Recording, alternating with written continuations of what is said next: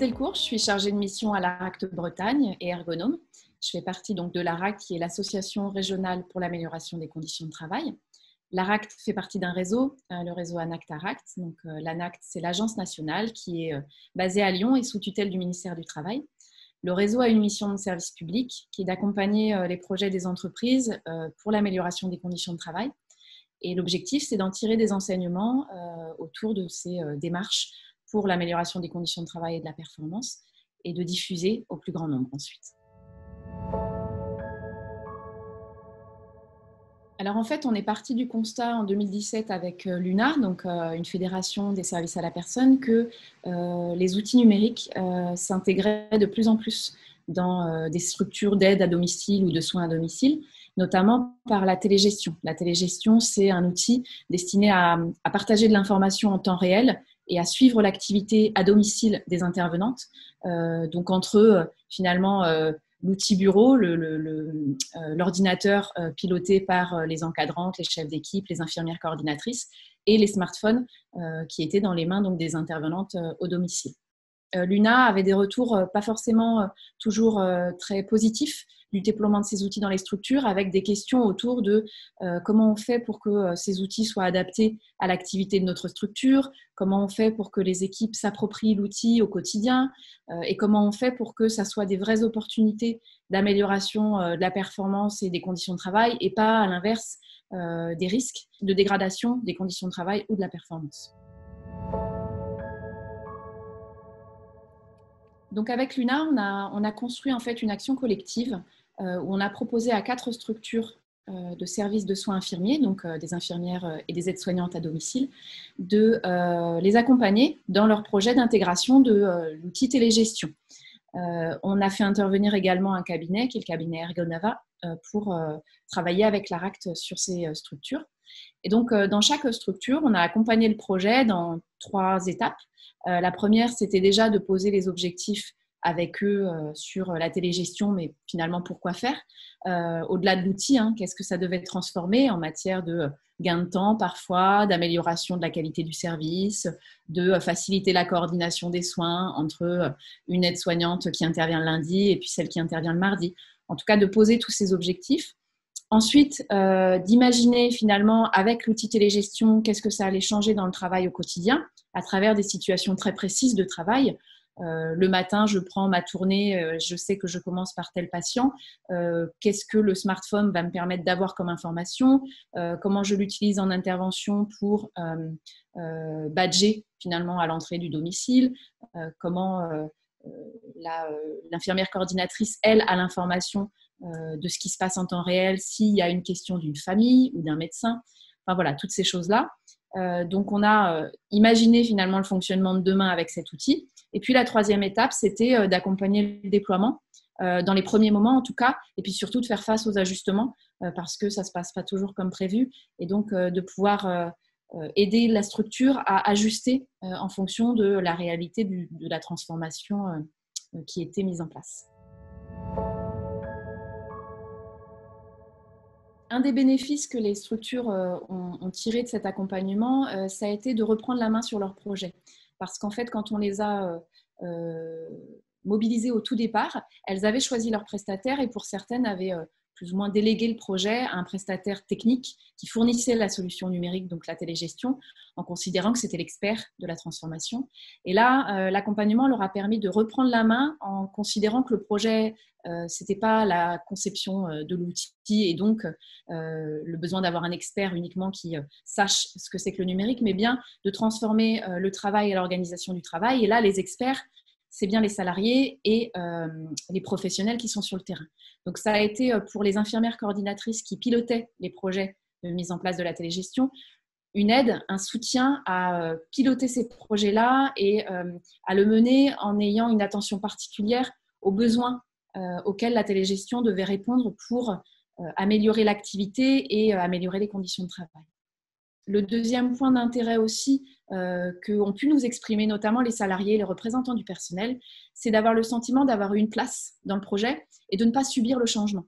Dès le départ des projets, les représentants du personnel et les salariés ont été mobilisés en tant qu'experts sur différents domaines, mais notamment experts du travail, pour partager leurs connaissances de l'activité de travail telle qu'elle se réalisait avant la télégestion et d'imaginer avec les décideurs et avec les concepteurs comment le travail pouvait se faire demain en tenant compte des aléas, de la réalité du travail qui ne se passe pas comme prévu toujours et de choses qui sont invisibles dans le travail et que les encadrants ou même une direction n'ont pas forcément en visibilité.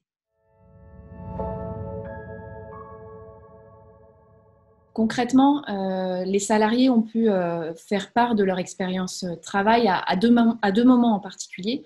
Le premier moment, ça a été pour, au tout début, identifier les situations de travail qui allaient être transformées. De se dire, OK, la télégestion va s'implanter dans l'organisation du travail, mais concrètement, quelles sont les situations de travail au quotidien qui vont bouger? Et de quelle manière elles vont bouger et comment on peut les imaginer pour qu'elles se fassent, que ces situations de travail permettre de faire un travail de qualité et dans de bonnes conditions. Donc ça, c'est le premier moment, c'est-à-dire identifier les situations de travail et en tirer des éléments de besoin auxquels le projet doit répondre.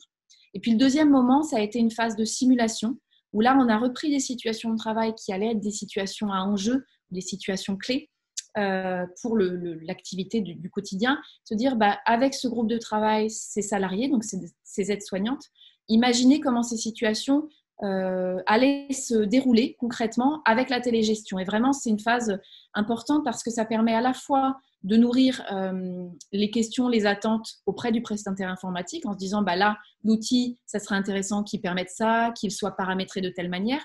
Mais ça permet aussi de faire émerger des besoins d'ajustement sur d'autres sujets. Des aspects de formation, des aspects de moyens techniques, des aspects d'organisation, de délégation, d'autonomie, etc. Enfin, toutes les dimensions du travail.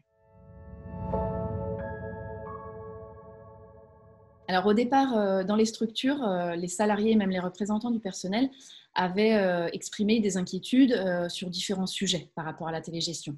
Le premier, c'était la question du contrôle, à savoir est-ce que cet outil n'allait pas être finalement un nouveau moyen de contrôle de l'activité au service de la direction pour savoir ce que font les salariés au quotidien, est-ce qu'ils respectent leurs horaires, est-ce qu'ils font bien les trajets qui sont prévus, etc. Donc ça, c'était une première inquiétude. La deuxième, c'était est-ce que moi, en tant qu'aide-soignante, mon métier c'est le soin, est-ce que je vais être capable de prendre en main un nouvel outil numérique, un smartphone, avec des fonctionnalités peut-être un peu complexes, un peu techniques.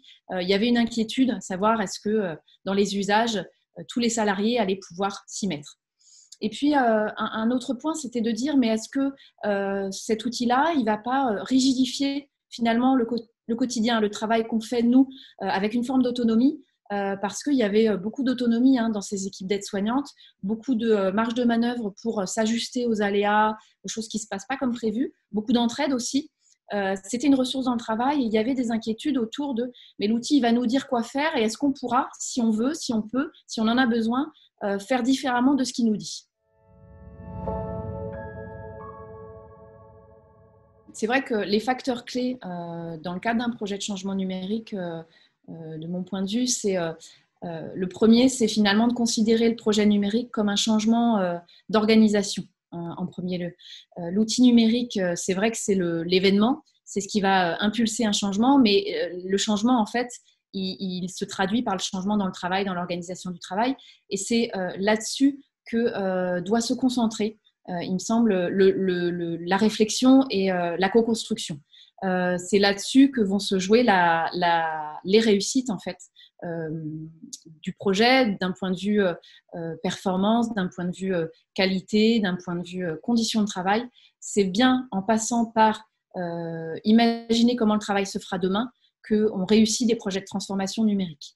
Plus qu'en se concentrant uniquement sur l'outil, son paramétrage, ses fonctionnalités et un petit peu de formation pour que chacun prenne en main. Le deuxième point, c'est clairement de laisser une place importante aux salariés dans le cadre de ces projets pour deux raisons. La première, c'est que ce sont les experts du travail et c'est eux qui vont pouvoir amener un maximum de connaissances et d'expérience terrain pour faciliter la mise en place de ce projet et imaginer comment l'outil va pouvoir s'implanter concrètement dans les usages.